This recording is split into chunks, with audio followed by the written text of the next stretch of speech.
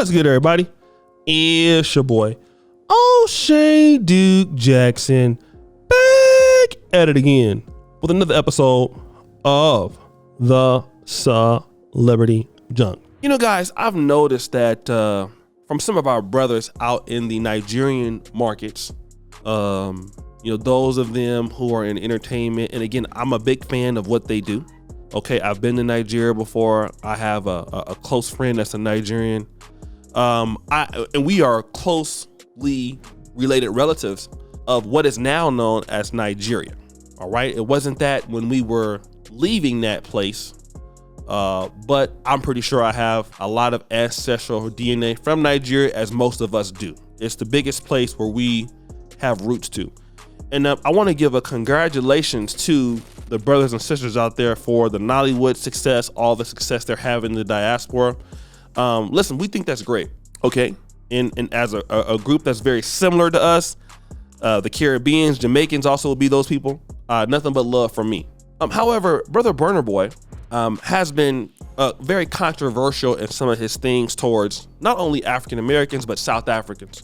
But I'll deal with the African American part, and that is this kind of idea, and I'm hearing academics talk about it. I haven't heard this clip yet, but Burna Boy has been saying something to the effect or insinuating that, African Americans don't have any culture.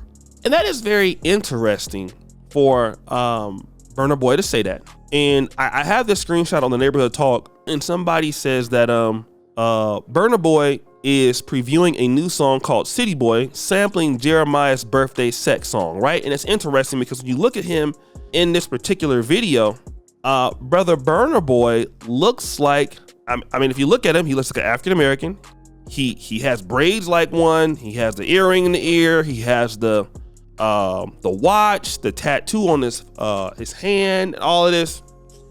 And I just want to say this as a brother out of love, okay?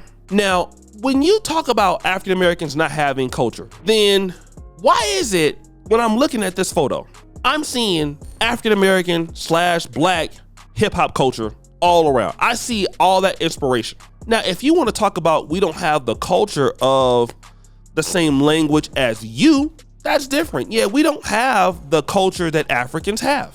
One of the reasons why is because we were not born there. We were not raised there.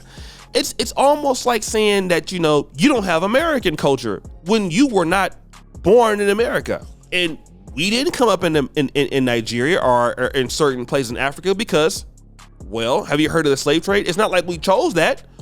Our ancestors were brought here.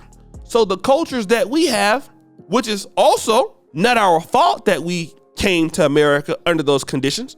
We were in the slave trade under those conditions. That was not our fault, brother. And I'm trying to be respectful when I say that. So when Africans make that claim that you have no culture, well, what culture should you have if you had to go to Brazil or if you had to be beaten to pick cotton and all that? What do you expect from a group? They have to adjust under those circumstances. And some of that culture will be still African centered. Like, for example, if you look at the way that we preach in church and the way that white folks preach in church is different. It is it has some kind of African vibe there. Some of the foods that we eat from those days are still the same. Our culture was stripped from us and we tried to hold on to it as much as we could. So I don't understand why brothers are saying that. But the thing is, whatever little culture that we still kept from Africa, it did impact a lot of the world. It inspired a lot of blacks. I was talking to Brother Zach Makwesa. He came to Uganda and he said one of his, almost like out of when he was coming up in the Congo, out of like 10 people that he saw coming up, 9 of them were African American. He was inspired by the blacks. That's what the little culture they had.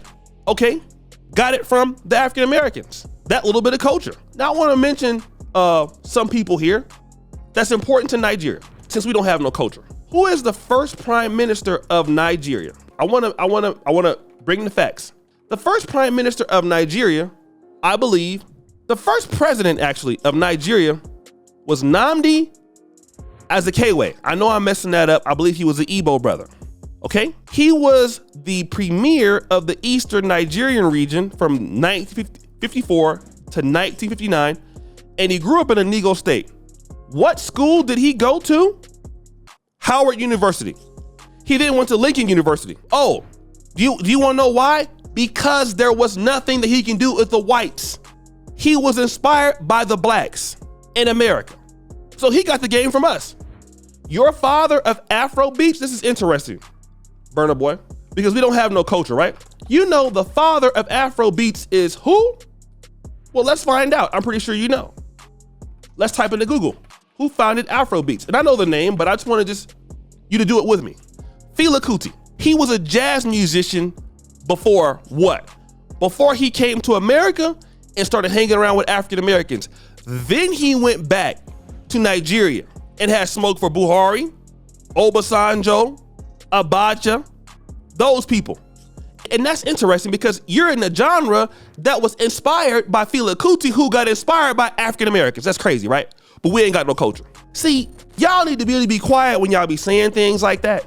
And we understand that we don't have the same culture that some of our brothers and sisters have in Africa. We don't have those things because we have been depleted as a people to a certain extent. And again, I'm not taking nothing away from what I see the African brothers, what they have when I come here and I see what they have.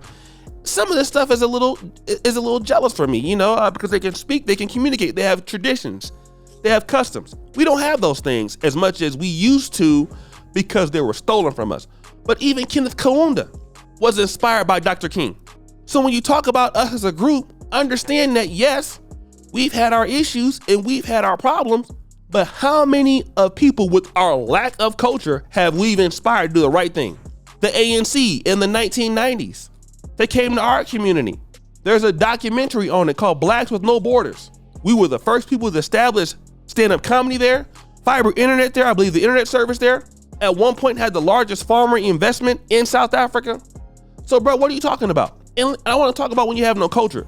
Your culture will do something to help your people. So for all of these people who say they have so much culture, what does your culture do to assist your people on the come up since you have so much more than everybody else? I want to know. If you have culture that is so much greater than somebody else, then how does it elevate your group since you need to show us clearly so we can be like y'all? I see the Chinese or the Lebanese or other groups, when they say they have more culture than anybody else, I mean, it's showing by the way that they take care of their groups. So what culture makes you do that? If you say that y'all have more culture than another group, show me. In what way does it have rules of engagement as to how you treat each other? I want to know that, because if you did, then maybe it wouldn't be what people say it is. I'll leave it at that. And I want to say that when we get into these little arguments, nobody's perfect. We have problems in our community, and so do y'all. But to say that our group of people have no culture knowing what happened, then you're trying to mimic those same people, bro, you sound sick. Don't let these folks make you delusional, bro, because y'all on right now. And we're glad that you're on. I'm glad you're on. But let's not be silly, bro. You, Akon, I don't know what's wrong with y'all brothers out there, but y'all need to really get serious. Get serious. Because when I'm looking at y'all's videos, y'all trying to, even Burna Boy, is he like, I don't know, let me let it alone. I'm gonna leave that alone. But guys, what do you think? It's your boy, O'Shea Duke Jackson, back at it again with another episode of Celebrity Drunk. We out.